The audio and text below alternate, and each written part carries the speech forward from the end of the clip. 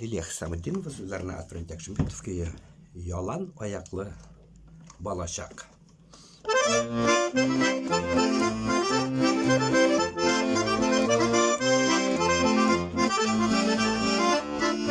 Kayda kaldın sen yarakta, ey kazak balaşağım.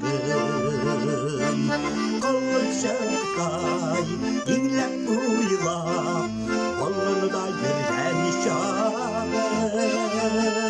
Paydaşın yollar yok, valla şakka baktırma. Bir günde bizi gelgen dağın şurra şarkı tattırma.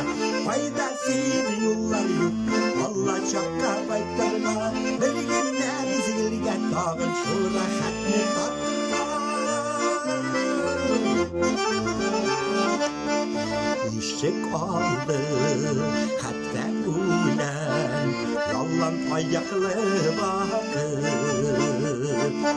Özümde bir balağına hep gösterem bakır.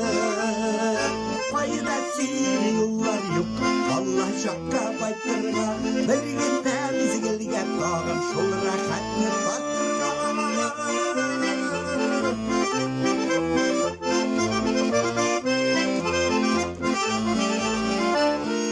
Ballaşak eniyle doğan yerlere karışak. Üsken sayın nik sağınam, monsulanam da payşak. Paydaşın yollar yok, valla şakka baytıra.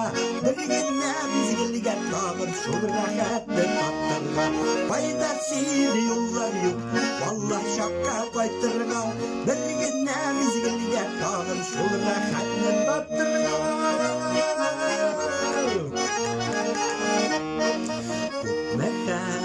Mehadireller kalgan şu kızık balaşaktan.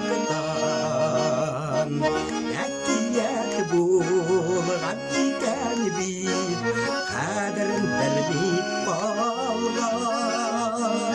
Paydaşın yollar yok, valla şakka baytırga.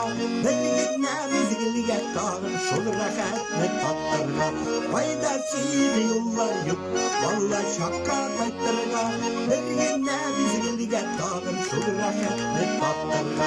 Bir günde biz gelgen dağın şurra şarkı tattırga.